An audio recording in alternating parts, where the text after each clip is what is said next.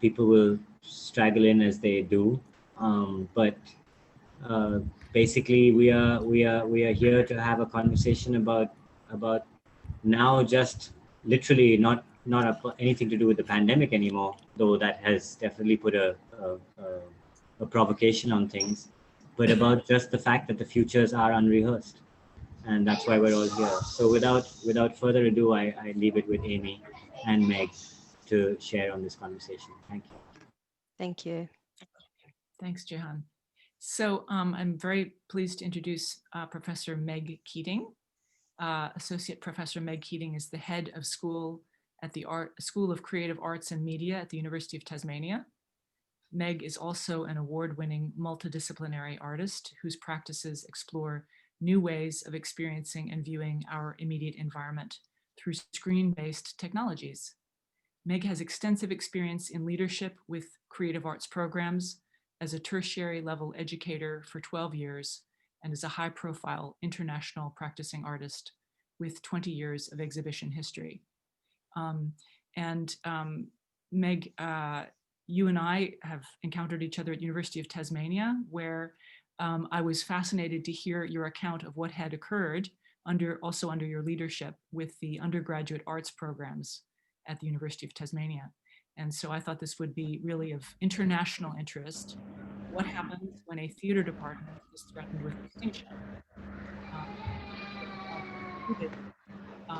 History, a very dramatic history of what happened at the University of Tasmania in 2017. So I thought maybe you could start by telling us what the situation was at the University of Tasmania in 2017. So I'll just give thank you, Amy, and thank you everyone for inviting me here. Just to give a little bit of context, we're in Tasmania. Tasmania has a population across the state of only 500,000 people. We're the only university on the island, and we have campuses in the north, south, and the northwest. We had a bachelor degree of theatre and performance in the north, only in the north, which has a small population, about 120,000 people. In 2017, it was deemed by the university to be no longer viable, and it was closed, and we have been teaching out. The last time we took intakes of those students was in 2017, and we've been teaching those students out until this year. So they closed the bachelor, a 3-year degree, and the offerings were reduced to a major, so 8 different units within a Bachelor of Arts framework. So it was the only practice-based experiential major within a very traditional Bachelor of Arts, where English and philosophy and history were taught. And so that's been sitting there, 8 units have been sitting there for the last 3 years. Obviously, 8 units being reduced from 24 was a significant change. And over the 3-year period, it has been an extremely tough battle to keep that viable. Just the reducing of the number of, just the reducing of the program means that it's just not attractive. The idea was that reducing those offerings was to make it sustainable. But because students don't have enough units or programs to explore, we're not actually building any more intake into that. So this year, we were faced with the question of, do we cancel it completely out of the program, or do we do something very, very radical and invest in it? So we decided to invest. And what we did was restructure all of our degrees, the Bachelor of Visual Arts, the Bachelor of Music, the Bachelor of Media and Communication, and build in the centre of those degrees a number of core units which had theatrical practice at the very, very heart, and they're compulsory. So every student at 200 level has to do a unit. We call it creative curriculum, and all the school comes together to devise new projects through a range of different structures. And I've got a whole, I can go through some of those details a little bit further, but that's what we decided to do. So rather than stop it and reduce it, we put it in the center of everything else.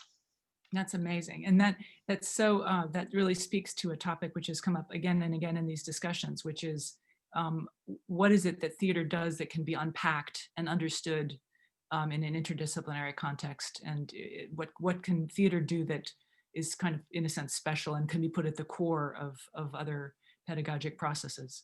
So I think you have a very stunning PowerPoint to show us. I think it'd be great if we can work that out so we can Yep. have that on full screen. Yep. So what I'll do is just take you through what those offerings are and how they're structured and how they actually work. So there's 5 units within that, and 2 of those are compulsory. And I'll just go through the differences of them and what the key philosophy behind those particular units are. I will also add, at the moment, we only have 2 staff, 2 full-time staff teaching into theatre and performance. And I will say they are phenomenal and they work incredibly, incredibly hard.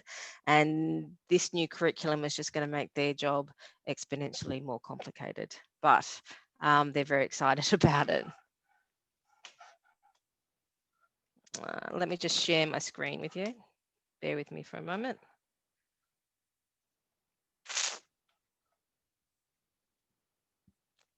Okay, so we call these units creative curriculum. And the philosophy behind them is to take all our core disciplines and build a new program that is experimental, interdisciplinary, and engages in very vibrant learning experiences. What it does is encourage students to take risks, to think big, to look at professional development, and to work through new ways of developing what creative practice and interdisciplinary practice is. Importantly, at the centre of this too, we're also teaching students about what are the creative and cultural arts ecologies. How do you actually deliver and work within those ecologies, both now and into the future? So at the very heart of this program are a number of key things. So collaboration, co-production, devising, and performance is now the centre of all our degrees. We do that through a very strong relationship to place, extensively working with our industry partners, so the cultural and industry partners across the state. It's progressive, so we build from foundational skills to more advanced skills as students go through the various programs, and everything is experiential. So it's about engaging and working in project-based and experiential learning. This is the suite of units under the framework called Creative Lab, and students from visual arts, all visual arts students, all music students, all theatre and performance students, and all media and communication students engage in these programs. So the one at the centre, it is in the 2nd year, right in the middle of everyone's degree, and it's called Creative Lab. And everything builds from that platform. In order to bring those students together, roughly there's about 150 students coming together in that one unit.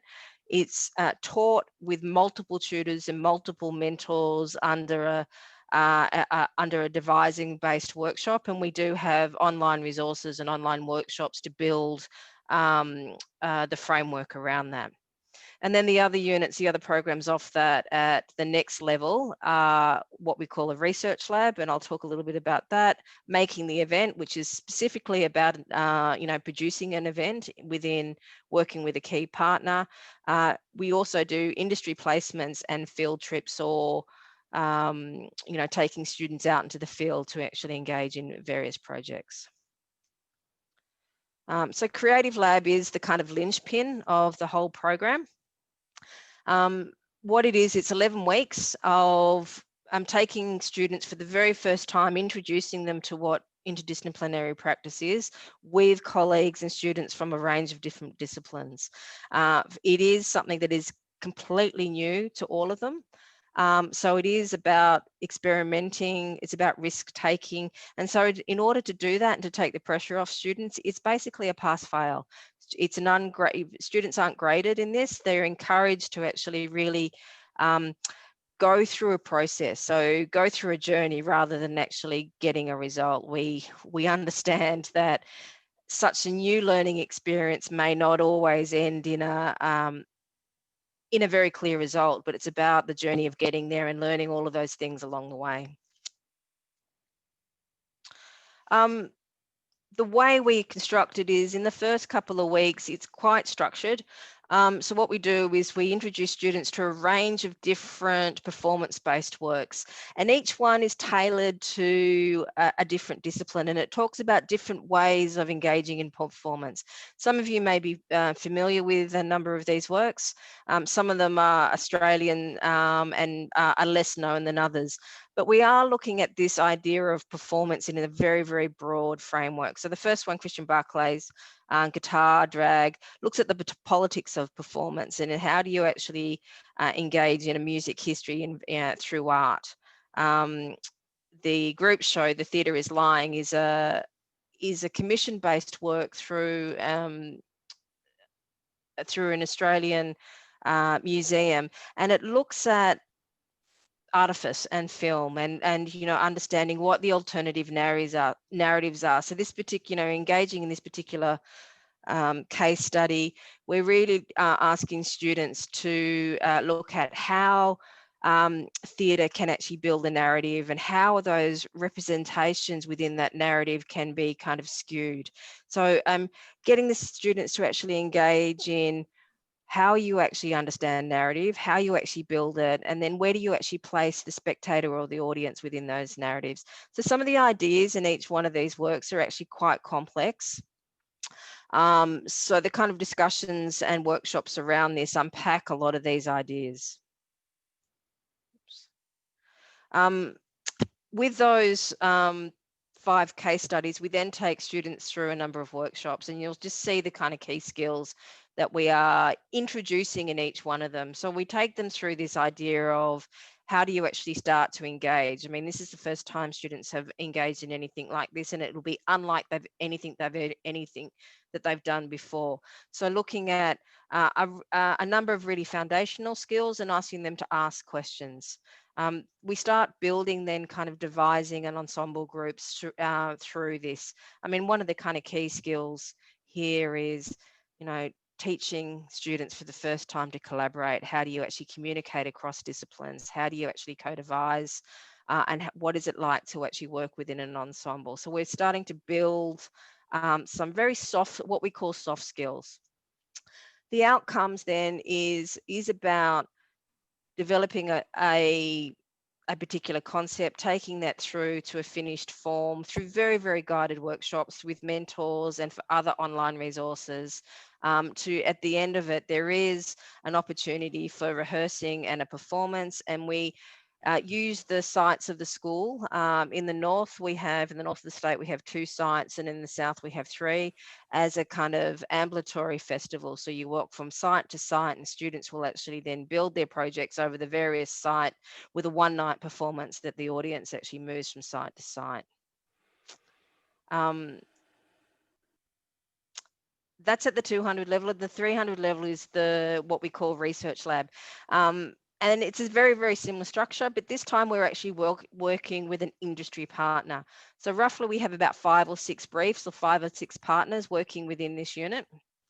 Some of them may be a museum, some of them is a design, a shoemaker.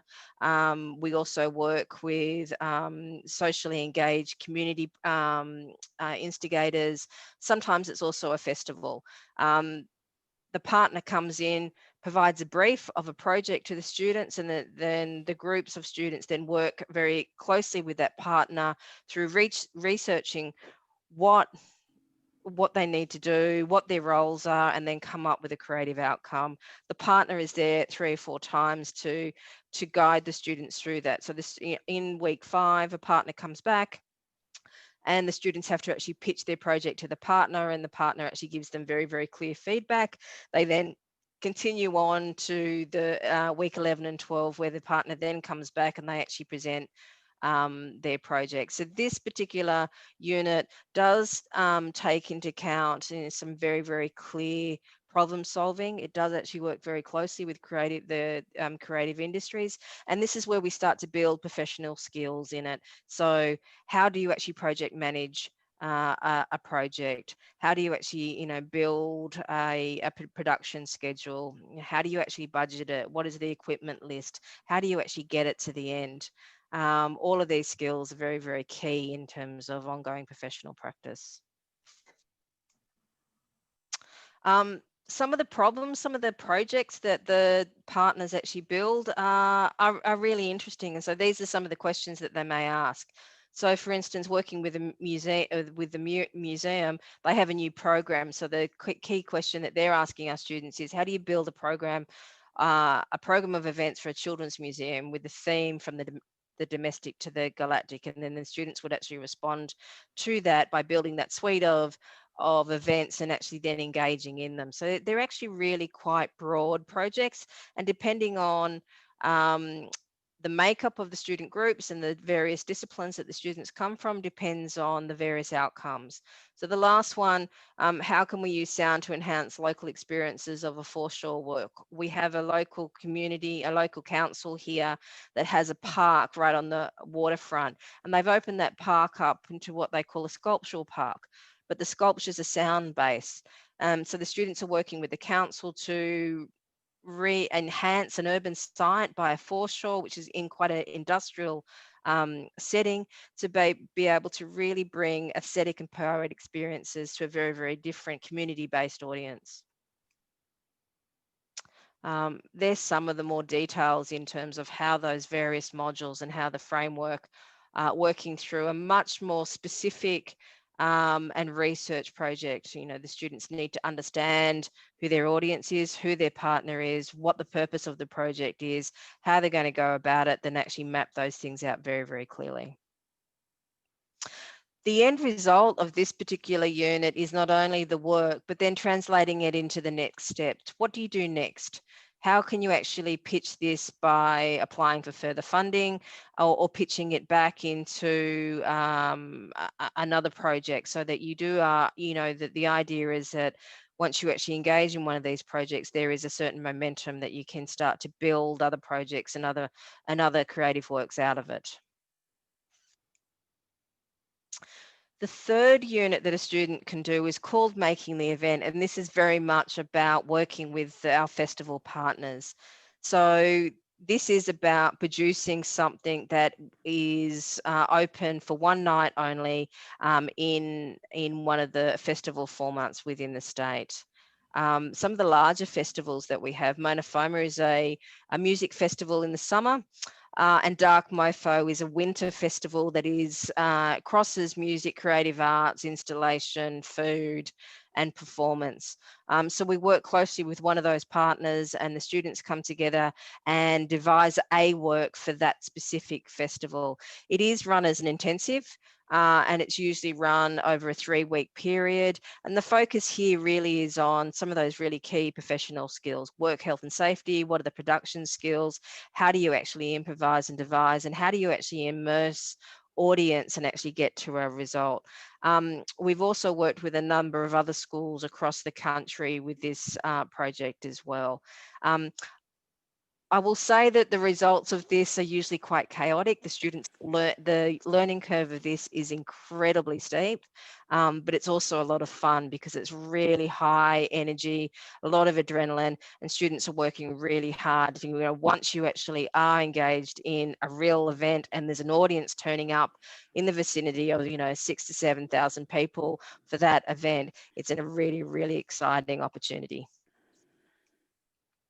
The other 2 units are much more industry focused. So we have a program where any student across any discipline can have an industry placement. And so we have the framework to work with any industry to actually have an internship immediately. So we've set all the assessment tasks, we've set the various understandings between the partner, and we can actually allow a student to come through very, very quickly and engage and work with that partner for a small period of time. It may be a festival, it may be a newspaper, maybe a museum, it may be a school putting on a theatrical production. So getting a whole range of different professional practice experiences. And the final opportunity is field trips. So this is about going into the field, and it may be international, maybe across the country, and working on a very specific project and seeing other opportunities. Now, many of our students, because we are in Tasmania, they come from very isolated experiences. Many of them have never travelled internationally. Many of them have not travelled across to the mainland. So this is a huge opportunity to actually engage in the creative industries, to see what else is out there, to have a look very, very broadly at museums, exhibitions, theatrical performances, musical performances.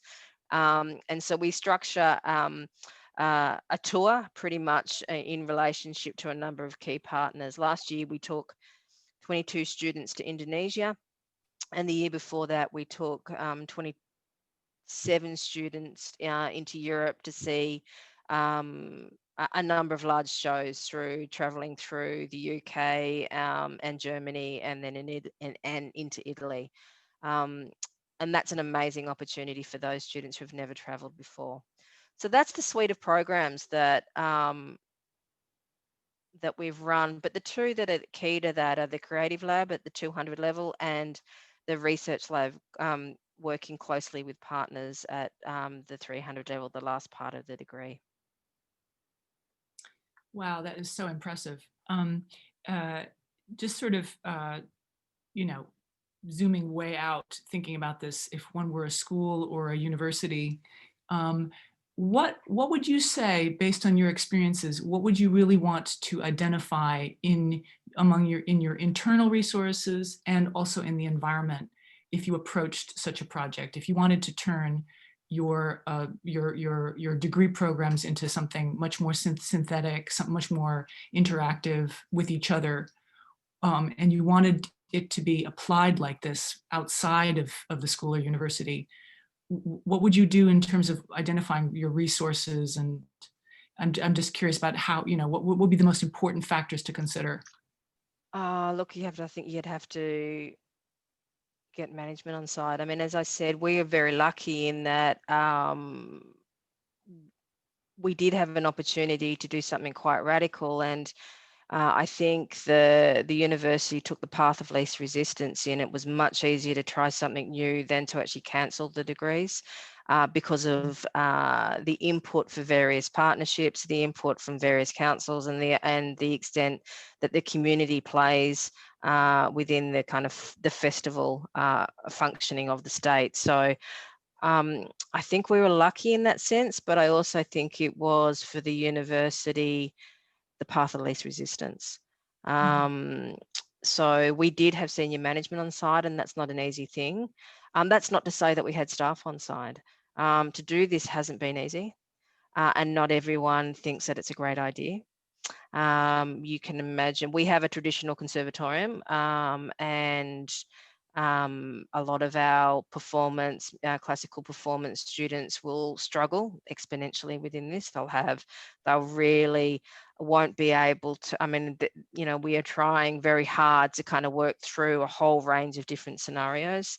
To redesign all 3 degrees at the same time to come up with a one size, well, not necessarily one size fits all, but a structure from which each discipline can have a base, a strength within this discipline, then a point that actually comes together, was a huge puzzle as well. So, and that did take a number of, you know, a number of people. We were lucky enough in that the university, under the various financial pressures that COVID had begun, had decided that they had to reduce their number of degrees, and the whole university was rewriting their degrees. So it came at a very interesting time. We had to do it anyway, and we took the opportunity in this sense.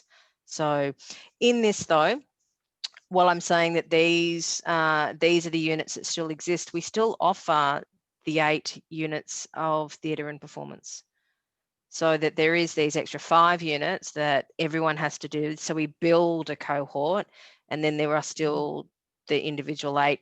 It's just a major within the degree, but you can do a major in performance with, you know, as well as a major. You can do a major in music, visual arts, and theatre and performance if you want to, with all of this at the centre of it, or you can switch it around in any way, shape or form. So you may do a Bachelor of Music with a minor in theatre. So it's given us much more flexibility. Turning on a dime, though, like that has been, a lot of work.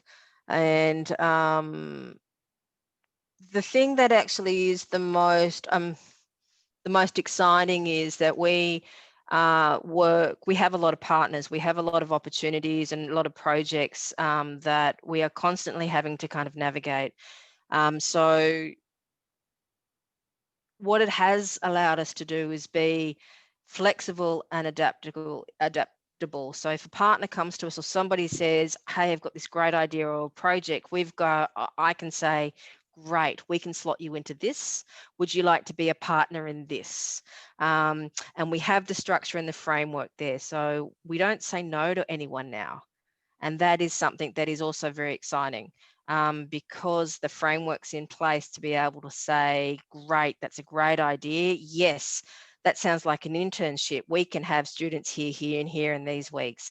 That's a great project. Why don't you come to Research Lab? We need a brief from you. Can you turn up in week 1? Can you come back in week 5? And, what are you available in week 7? So as soon as somebody actually approaches us with, in terms of a partnership or an idea or a kind of project, we can respond immediately and say, it's all possible. And for us, that's it's a lot less work in the long run. And to be able to engage that closely with those frameworks and have them in place is probably the most exciting thing. Yeah, wonderful. I can see from the theater department's point of view what was in it for them.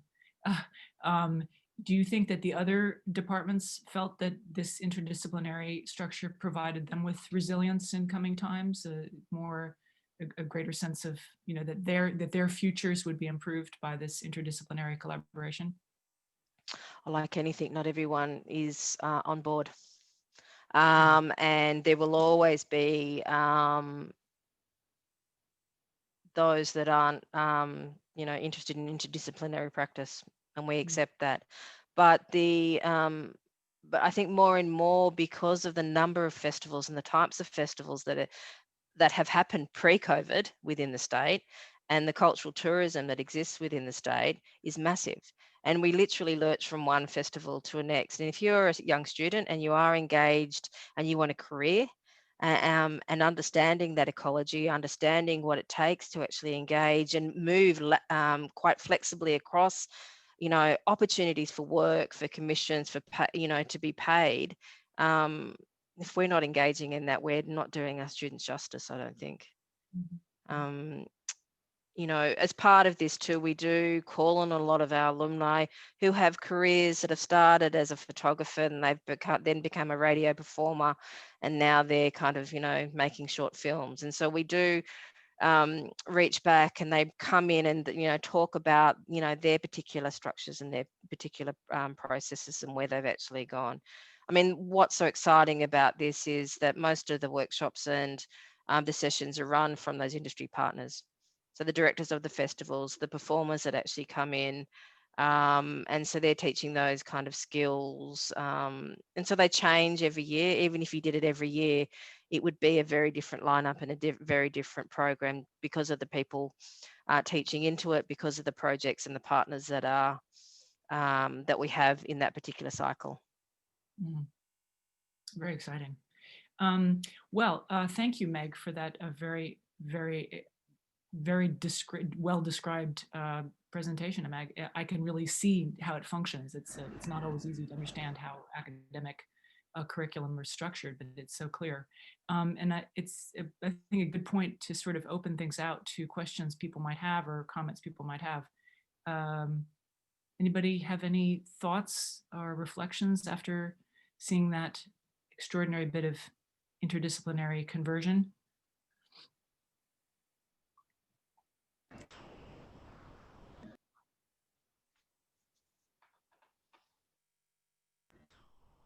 I'm just, in the news today, we were talking about this before we opened the room, I think.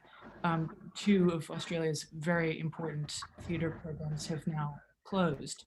And I'm just wondering if people in the room have thoughts about closures and things that are happening? I mean, are people dealing with this kind of slightly precarious environment in which theater departments are closing and schools are closing, and ways that this sort of idea might be an adaptive method, or does it seem very far away from people's experience? Can I speak? Is there Sure. space? Yeah. Hi. It just took me back really, and I remember saying it to the students of the school when we did the session with Robin, that a very important lesson in our LISPA training was the idea to say, the impulse to say yes. A lot of the provocations that we get in our life, in this sort of like soul lesson of life on this planet, is causing fear, and a lot of the stimulation that we get exacerbates sort of that. So to say yes is even more important. Whether we like the change or not, there is a certain degree of acceptance that yes takes us. And I would say that in that respect, me and Robin, as part of Fly Theatre group that we have here, ended up being, during this COVID situation, adaptable enough and calm enough to sort of see things unravel. In Greece, drama schools exist either as part of the national theatre training or in a private mode, or you can do in I think 3 or 4 departments around Greece, you can do a degree of theatre studies. Only one of them officially has a degree of acting and directing. These ones, I'm not fully aware, because there's a lot going on politically with COVID. Universities have not opened yet. Drama schools have, not all of them, but as most of them are linked one way or another with theatre stages, they are struggling. On the very basic level is the fear of not thinking how change is definitely on the table, and we should get there. Most of the drama schools, because it's also audition time for the new generation, and they're unsure whether they will be able to do a course in an actual space with distances or do online classes. They just witness a lot of like lack of imagination. It's like people's brain here has shut down a little bit. I don't know how I feel about that though. I feel like I'm seeing it, you know, from ahead, from like above, because it is part of the process. Definitely, they're unwilling to think of adaptability. They really, really are. Because I spoke with a couple of teachers. I don't know why. That's it. Full stop. May I? Yeah. Yeah. So, firstly, I just got so excited listening to that presentation and watching it, especially the architecture of creating a framework in which anything is possible, but the framework sort of allows for multiple things, which is it just held the right balance of held and free for the people working in it. And the first thing I thought about was how much, the first question I had in mind was how much do we know from our own practice as devisers or creators or theater makers that allows us to design for such frameworks. And I think we have it in us to do that. I know that when the DSM shut down because of the pandemic, we were at this choice point where, I mean, Katrina, you came in and did a triage class for us. Amy came in and did something, but Ben over here came in and played with this idea of, well, now that we're in this medium and in this space, how do we make this work for us? And there was an embracing of, okay, we're here now. Let's not say no to our given circumstances and let's do something with it. And at that moment in time, there was this, and this is the question that's going to come up. At that moment in time, there was this feeling of, oh, the drama school Mumbai could reinvent itself entirely and not be a drama school. Or think about theater as this amazing site for interdisciplinarity, and theater as this site for design thinking, and theater as this site for integration. Because for me, theater is a process; it's not the product. For me, theater is, this is one argument I can make. Theater is the act of creative collaboration, and so that really got excited, and just like I almost wanted to reinvent like everything and throw the baby out with the bathwater. And on the other side, we had 132 applications waiting for our course to launch, that were waiting for the course that we had taught in the past. And we so like, what do we do with them, and how do we, we needed our financial situation to stabilize, etc. And when I took the option of let's transform and become this beautiful new thing, metamorphosis, all of that, to my faculty, and this is where the question comes in, Meg, the resistance I got, and the strength with which, no, we will, out of necessity, teach a program online. We're currently teaching a 6-month digital program called Foundations in Acting and Theatre Making, which focuses on performance, dramaturgy, and creative collaboration. But we're siloing it. It's like everyone is having an individual learning experience. We've taken out the idea of ensemble. But they said, no, we're going to do only what we can. And they kept wanting to stay with, Kali was one of them, big fights with her, with to just say, we are going to go to our foundational truths of performativity. And they stayed in theater and what theater is. We're preparing them for eventually a day we will return to stage. We've had multiple conversations in this space about that idea as well. But in all of that, that's where the tension was, and I really want to know how the conversations went with your faculty in more gross and gory detail, Meg, because There was because because there's a lot of shouting, and there was a lot of back and forward. It wasn't, I mean, this wasn't easy, and it wasn't,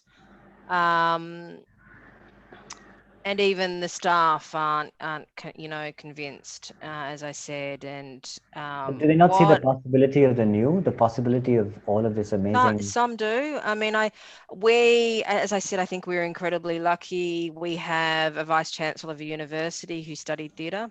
He is dyslexic, and he proudly says that he got through high school because of his role, and he built confidence within a theatre program. And so I think he fundamentally understands that there are multiple ways to learn. And we live in a state with a really low socioeconomic background, a lot of disadvantage in some of the more isolated levels. And I think partly was luck, partly it was an opportunity, because we had to restructure. We had to restructure everything. And that was, and in that restructure, we lost a lot too.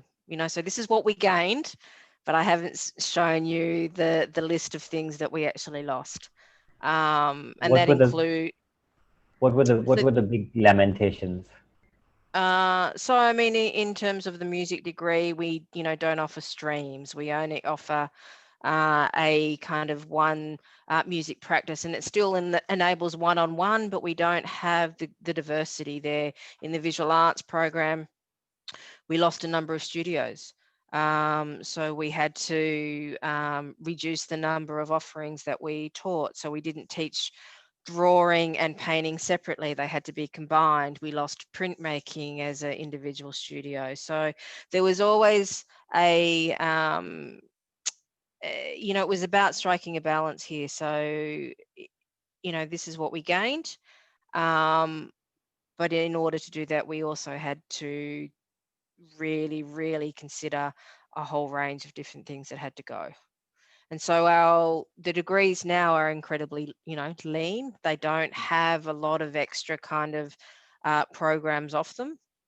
A lot of the skills, are embedded as really, core skills. So yeah, there's a trade-off. There was a real trade-off, and when there's a trade-off, not everyone's happy with that outcome. as well. I do think, though, we were very fortunate too that our theatre and performance staff are incredibly innovative. They understand, and they were the most agile and forward thinking in this process. You know, they trained under that kind of festival programming, which, you know, draws so heavily from an interdisciplinary based practice, that for them, it was an opportunity to really engage with, you know, what they knew intuitively and build from that kind of foundation. So a little bit of luck, a lot of arguing, a lot of late nights. Even finding that right structure has been a bit of a struggle to even, you know, and it's absolutely right. You have to have the right amount of structure to be able to allow the chaos to happen. And once you bring a student into that for the very, very first time, who have only come from a single discipline training, that's a really hard balance, balance to get. But I do think it's it is exciting for many, because they're so far out of their comfort zone, and yeah. So, but that's the kind of great thing about it, and the results. And you're absolutely right. It's not about a result. It's not about the creative outcomes. Not at this stage. It's about the process.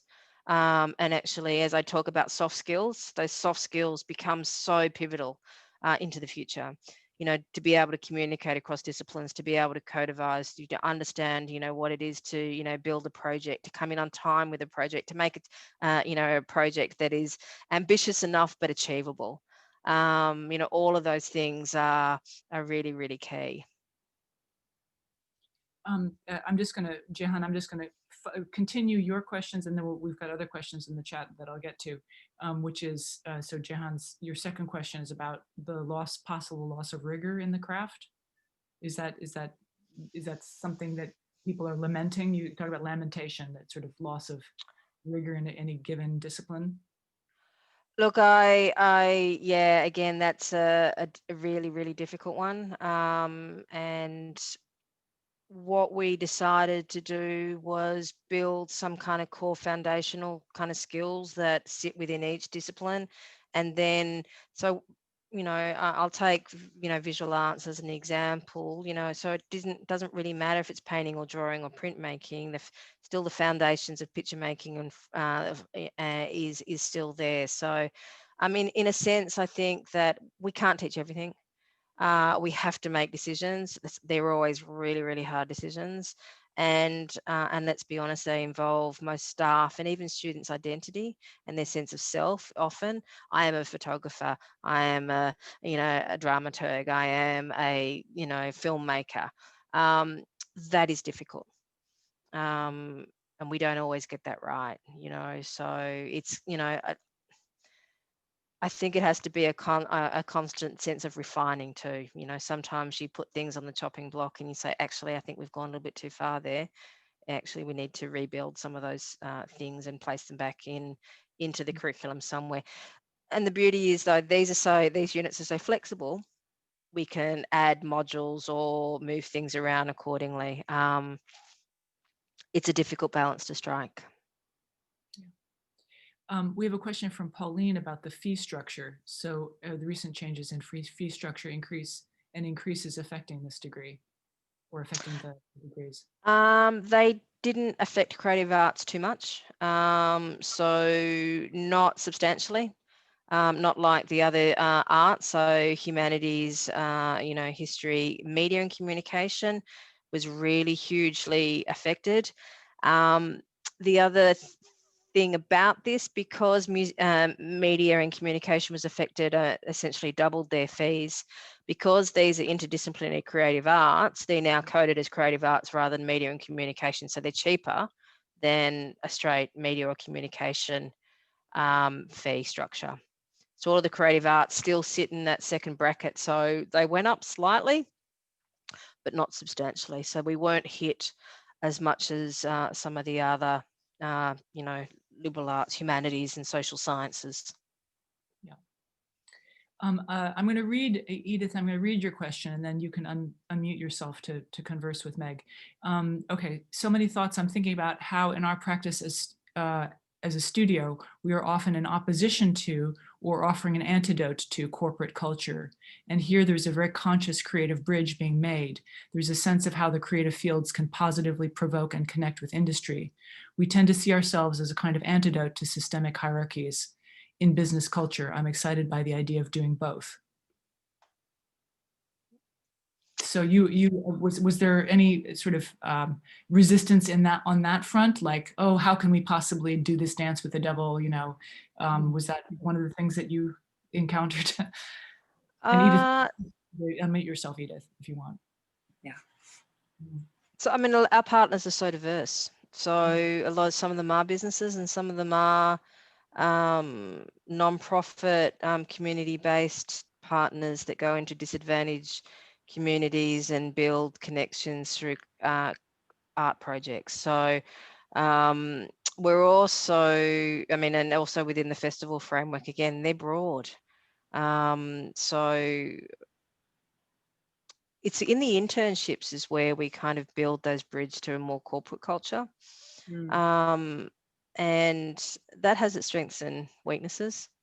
They are internships, so you know it's about real world experiences for students. You know, how they actually work within a newspaper, how they work within a company. You know, what actually happens behind the scenes. You know, it's not as exciting as it all seems. That seems to actually be a good experience for them, though. The push to working with partners has been a very, very strong one, and it hasn't been easy at first. I mean, I think in coming up with this framework, we've come up with a way of doing it on our own terms. And I think that's what's really quite exciting about it. It's, you know, so that constant partnership, that constant approach is now we're actually, you know, co-devising and co-producing together. And so our partners become, you know, key within the framing of those projects as well. So I think it's, you know, in a sense, you know, we've done it on our own terms and work with our partners in that capacity. So interesting to me because the impulse to partner feels very natural in these circumstances. And I'm also really conscious of how everyone is reforming themselves. It's not just, you know, it's not just theaters. It's sort of in New York where, you know, people leaving and what's going to happen to business and what's the next step of that. The Broadway establishment is kind of falling apart. How long will it be before there actually is one again? And there's all that sort of holding on to those positions versus what the new possibilities are. And the interdisciplinary thing also feels like a natural solution to sort of the impediments that we're facing in the sort of the way we do craft. So it's all of these things make a lot of sense to me. There's a program called the Full Frame Initiative, which I've been sort of tracking, which does a program around well-being. It's a lot of it is juvenile justice based, but the principles of that are so in sync with the principles of sort of a theater person's craft. What sort of, I think, what similar to what you're describing in your creative lab, to kind of to locate oneself in circumstances and to creatively find positive actions, if that makes sense. Yep. Yeah, what's occurring to me is what you mentioned, Katerina, is this sort of what change is one going to lean into? So there's so many different ways to look at an unfolding situation. Which aspect is one going to lean into? And because I mean, things are changing. That's absolutely unavoidable. So one has to adapt and keep up, you know, sort of stay with the innovation. So which one? So, you know, as you say, Jehan, do you just go entirely online? Do you work, you know, across the community? I mean, what is the change to lean into? I love the metaphor almost that anybody can partner with you. like you seem to have created a vehicle or an entity that actually builds. Sorry, Google is suddenly telling me something. No, that created an entity that can take whatever comes through the door next and work with it. And that seems really nice. Though I'm not. Yeah, so I'm almost scared that we aren't innovating enough. Listening to this. But here's another one. Meg, what do you think? I mean, this has all been recent change, and you're still grappling with the transition into this new thing that it is, this new thing that is coming out, this new department, this new way of working. What do you think a sign of real success will look like? What is the vision? Not a corporate culture vision mission statement, but like what do you think its reason for existence has been fulfilled and served because in our context we've actually managed to get this achieved? What is that highlight going to be 5 or 10 years from now, no matter what comes through the door? That's a really good question. I think, graduates that are still practicing in whatever that they're, employable. They don't have jobs that they're employable. They work from industry to industry and they're still creating and devising and having fulfilling creative careers. I think that that would be the kind of measure of success, I think. And that they come back and tell their stories to the next generation of students. I've gone here and I've done this because, I think that would be amazing. Or come back and actually work with us in a way as one of those kind of key partners. As we all do, get alumni that kind of come back and, have, I think that, just building those kind of employability skills that we know that a lot of the, traditional forms are closing, they're stopping, and their number of venues in whatever capacity are greatly and vastly reduced. And I also know that, the funding for those, various things also will be greatly demised. And so to be able to provide students with diverse range of skills that, in a sense, it's kind of lifelong learning, that they take the skills that they have and they can build and keep growing, and that they understand that being adaptable, innovative and critical is kind of key. And that they will always then have, a fulfilling career because they are, able to solve the next problem and move with it.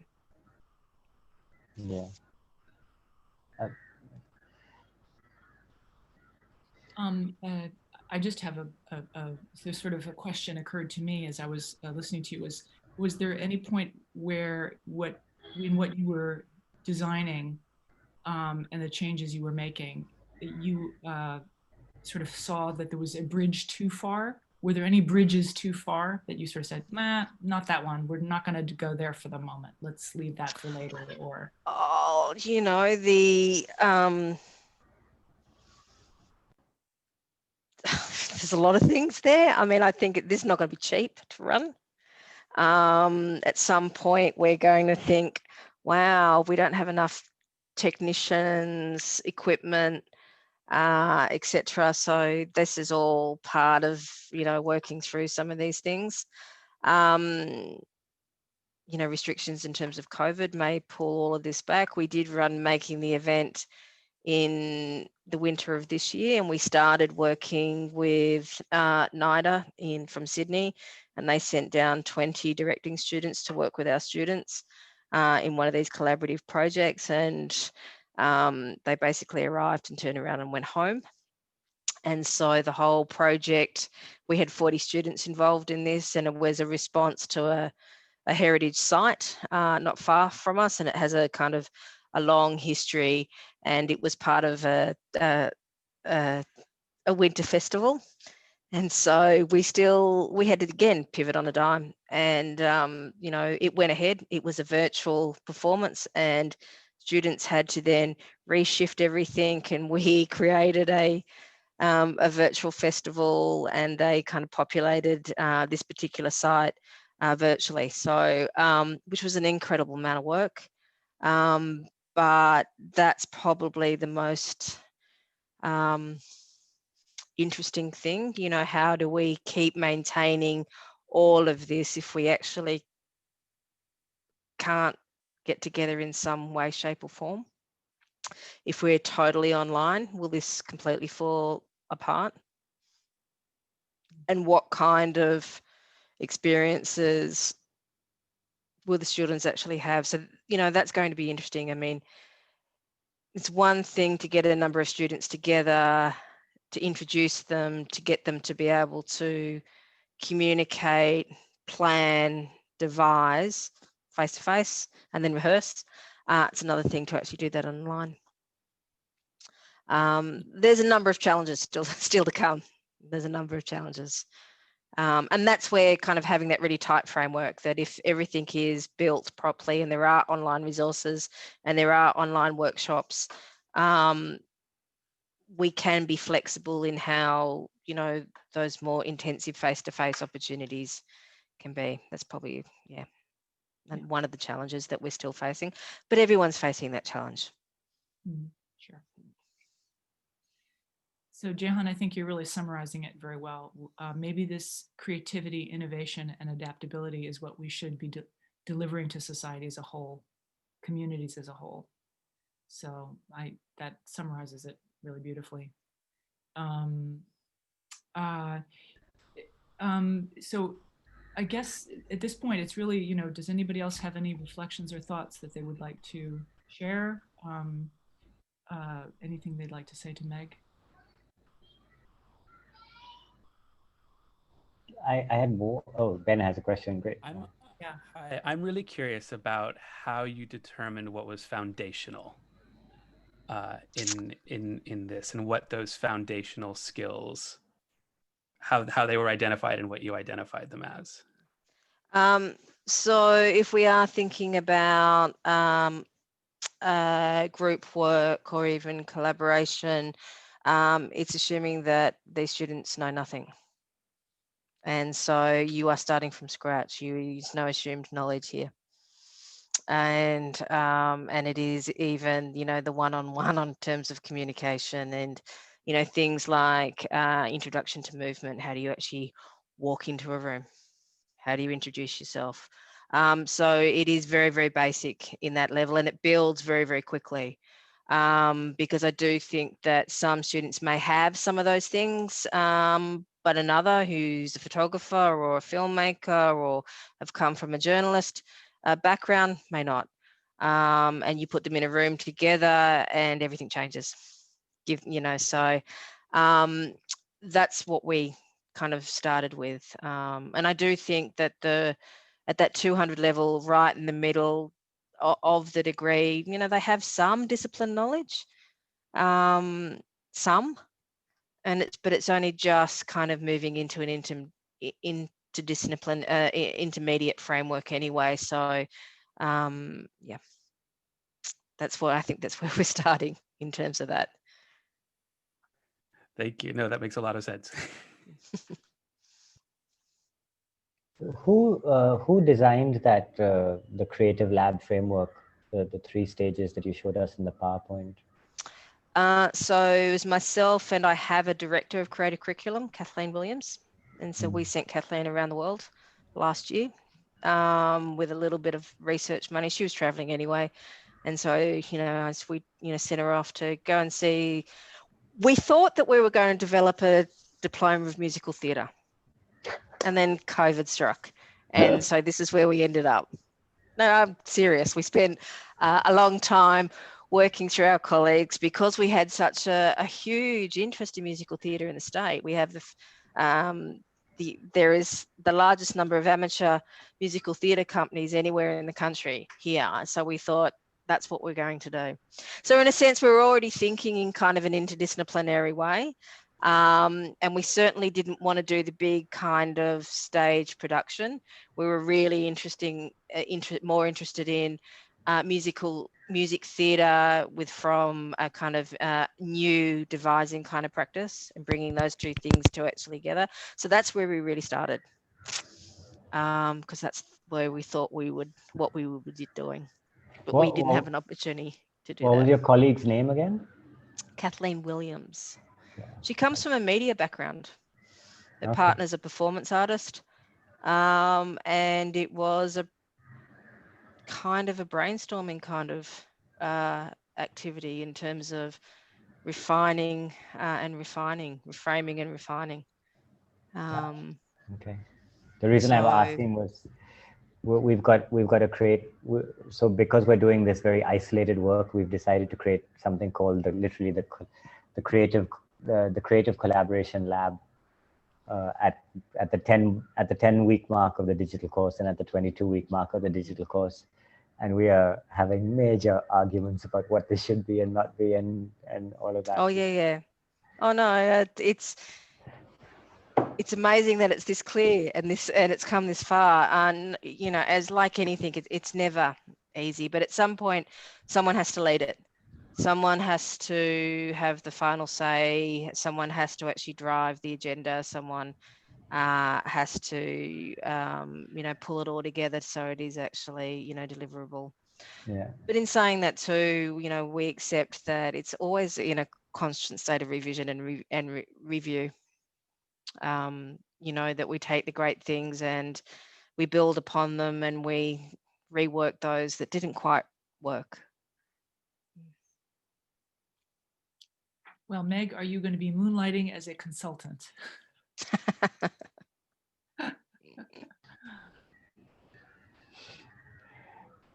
I'd be down with that. So, well, terrific. Well, look, it's a pretty small group tonight. Do people have anything else that they want to chat about? Is there anything, any concluding remarks, any concluding thoughts that we want to share? Yeah, I had an interesting memory from my summer where I was not in Athens. I was in a village in Crete, an island on the south of Greece, where I'm from originally. And that's where I witnessed the other side of restrictions and sort of adapting to a system as a society is, as we live it, and that's kind of global. And how when the path of least resistance means that you go into communities where, say, COVID has not struck us hard or people know each other more closely, theatre seemed to sort of thrive and find alternative ways. And by the end of this, I'm not going to really mention this example, it's just that people were starved for entertainment, and because they were starved for contact and communication, any sort of entertainment that was given became immediately, through the proximity of people with a distance between them, became all the more poignant. And I find it a very interesting part of the adaptability that we're talking about, is how do we communicate? And as a system needs to be a living organism, and the living organism as we live it in the performance world is theatre, not only theatre, but it is theatre. That's the whole point, that you're in contact and you're breathing together, whether on stage or off stage, watching something, you're sort of connected. And if we're going to be doing this in a way that allows media to be the mediator, what is the level of honesty that is happening here? And if it's going to be connected in other ways, maybe ingenious, alternative, I don't know, where's the shift of focus, basically, is my question. I seem to have seen it when we came back here. There's a small window, basically, of performances. I think theatres are working in Athens, but not all of them have opened. And because the cases are increasing again, we're hitting the so-called second wave. The people are only giving it until the 31st of October, and they only opened the first week of October. So that's really not much time and not many shows to see. But what happened is that people forgot that during the summer in Athens, where we have a hill, and that's where I live, in a hill called Lykabetis, people applied for a festival, and the festival was just going to use the mountain itself, the hill itself. And it happened. There's police all around this hill because our prime minister lives here.